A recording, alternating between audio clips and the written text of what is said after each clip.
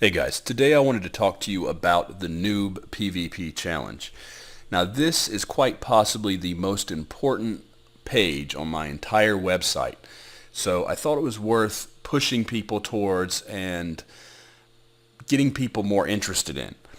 Because I've had, I don't know how many people approach me and say they're completely brand new to PvP and they want to know how they can learn solo PvP. And every single time, without fail, this is the page I link them because this is the single most important thing you can do to become a better PvPer. Now, you may even be someone who's gone out and done faction warfare PvP or some other kind, and you may have some kills. You may already be an accomplished solo PvPer. But this challenge would still help you to become a new solo PvPer. And there's a couple reasons for that. Well, first, let's go over what the challenge is, right? So the simple challenge is, well, not that. Right? Stop it. Stop it. Right there. You lose 10 ships within the next 7 days. That's it. That's the whole challenge. Now, the reasoning behind that is much more elaborate. But especially if you've never PvP'd before, go to a trade hub. Jita is usually the best. Go to Jita, buy 10 fully fit ships. Don't fit them. Have Push or Red Frog move them to a high-sec system that is adjacent to where you plan on PvPing. That could be a system over there somewhere around the whole Tama faction warfare area. Could be over near Nullsec somewhere, maybe in Orville. If you wanted to work out of Syndicate, maybe out of Torinos if you wanted to play in Pureblind, and so on. Move them to the nearest high sec to wherever you plan on PvPing. Go there the next day after they're delivered. It usually takes about a day for Red Frog or Push. Assemble all of the ships, get them ready, fully ammo, make sure you buy enough ammo, all that stuff. Get all the 10 ships, and then proceed to lose them as fast as possible. Now, I'm not talking about doing stupid stuff. I'm not talking about going out and undocking from the station and shooting the station in high sec. You know, there's within reason here. You want to lose all 10 ships attempting to win a fight. But you don't want to be risk averse. That's the biggest problem I come across with pilots, is that they're too risk averse to ever get enough fights to become very good at solo PvP. If you're going to become a really good solo PvPer, you need hundreds of fights under your belt, at least, just to be a really good solo PvPer. To be great, you're going to need thousands, most likely. The more fights you have, the better your muscle memories get, the better your reactions get, the better your situational awareness gets. So one of the biggest problems that people have when they're first starting PvP, and everyone that's ever went out and got a solo PvP kill just about can identify with this, is the adrenaline rush. And what does adrenaline do? It gives you tunnel vision. You focus just on one thing and you stop to look at the broader environment, the situational awareness of what's around you, what your distance is to the target. So you may spend the whole fight outside your optimal range and not realize it until the fight's over, or maybe never if you didn't record your fight. So that adrenaline gives you tunnel vision, which kills situational awareness. It oftentimes will give you the shakes, especially if you're very new to solo PvP. Getting the shakes is very common. My first couple kills, yeah, I had the shakes. I had to get up after the first couple solo PvP kills and just walk away, walk outside, calm down. It's that intense. That's why I still play Eve. It's because that rush was so intense. I don't get that rush anymore, not even close. Unfortunately, I've done it so many thousands of times that for me, the rush, it's maybe 1/10 of what it once was. But one of the great things about this challenge, this new PvP challenge, is that by the end of losing those 10 ships, your rush is going to be reduced to the point to where you can focus much more on what's going on, and it's not quite so much of just approach F1 and then sit there and wait for it to be over, right? You're going to be able to be aware and focused on what's happening, what's your range, what's happening on grid with you, what's happening with your directional scanner. Having that kind of situational awareness is very important for solo PvP. You need to know what your threats are. How far away is that rapier? Is he coming within the range where he could potentially web you, which is going to be, 50 to 70k, depending on the all the stuff, maybe further with links. Is the rapier coming too close? Is that curse coming too close, right? Are they threats? There's other things. Maybe you're in a kiting ship and there's a Svaypool with a micro warp drive and a scram trying to run you down. You need to know how far he is, how much time do you have left to kill the target that you're fighting right now before that Svaypool gets to you. That's all situational awareness. Being able to identify threats, being able to do your best to negate those threats by distance and applying DPS when needed to hopefully pull stuff or push stuff away from you. Being aware and having good situational awareness is what all that does for you. So that's how important it is. So by getting that adrenaline a little bit under control, by losing 10 ships and getting used to losing ships.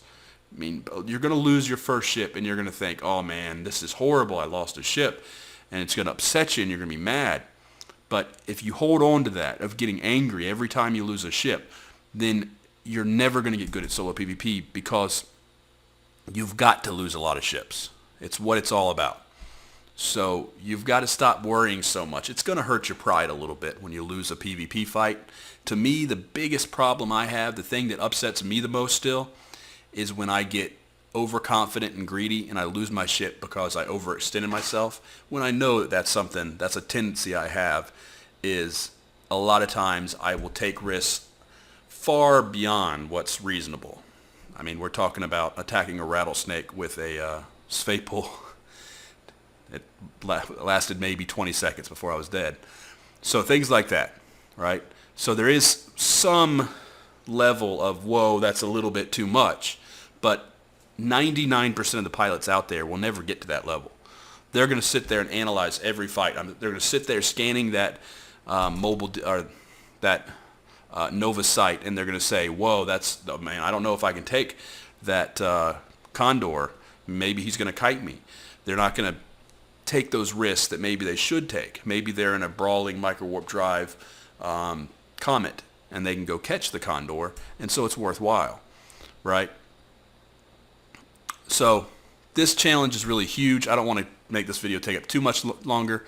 I'm going to link this video. I'm going to put a link to it in the video. You're going to be able to click somewhere on the screen around here, and you're going to be able to get to this video or to this article, and you're going to be able to read it.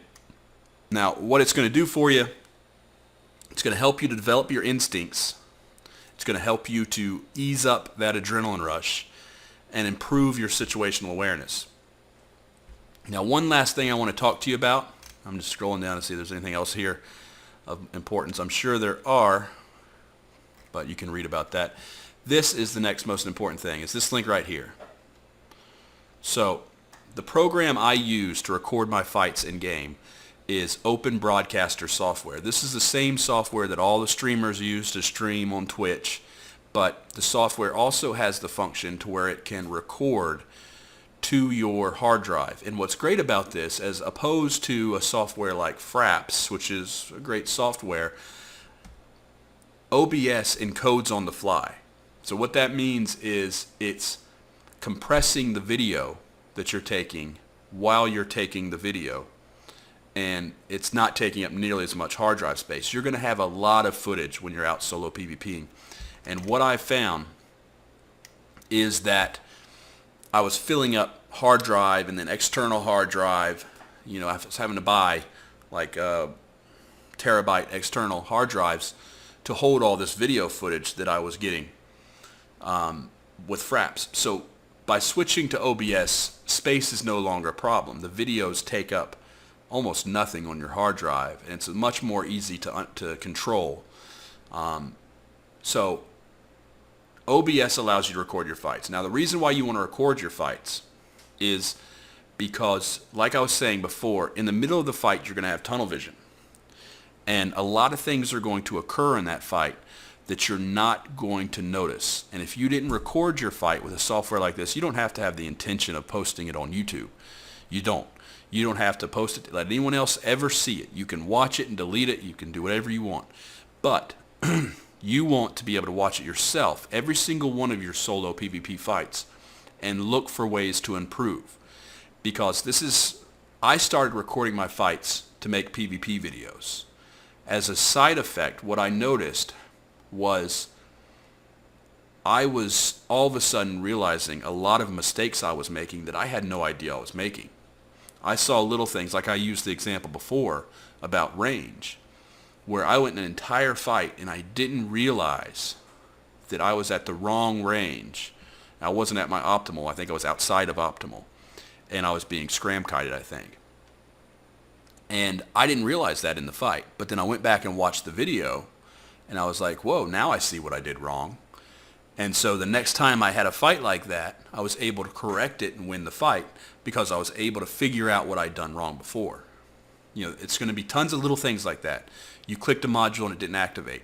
You left your guns activated on one target while you had your drones on another target. Little things like that you're going to start to notice. Another one that you're going to notice is situational awareness. You're going to say, why the heck didn't I notice that there was an enemy ship, you know, let's use Fatepool, coming up close to me, and I didn't even see him until he was right on top of me because I was fighting this Ishkur or whatever. So recording your fights and then rewatching them is one of the fastest ways to improve your own PvP. So you want to get out there and start losing ships, do the Noob PVP challenge. Lose 10 ships as fast as possible. The faster the better, and like I said, don't throw them away, but take big risks. Take big risks and get to know what you can and can't do. Let's say you're flying in Incursus. Don't be afraid to go attack a Thrasher. It's a really tough fight. It's probably it's almost certainly a losing fight. But there's a chance you'll win. There is a small chance. Go take that fight and see how it is. See how fast you die. Understand why it's a bad fight, right? So do the Noob PVP challenge. Go lose 10 ships. Ease up that adrenaline rush. Work on building the muscle memory and the instincts and the responses, the reactions. Then start recording, and while you're doing that, record it with OBS. Follow this video here. It just tells you how to set it up. Some people have to set it up slightly different depending on your video card, and you may have a different monitor set up. So there's some slight variations, but basically this will tell you how to set it up. Do all that, record your fights and watch them. I guarantee that if you do this, you do the Noob PVP challenge over the next week and record every single one of your fights and watch them, I guarantee you will be light years better at PvP by the end of this week if you just do those two things.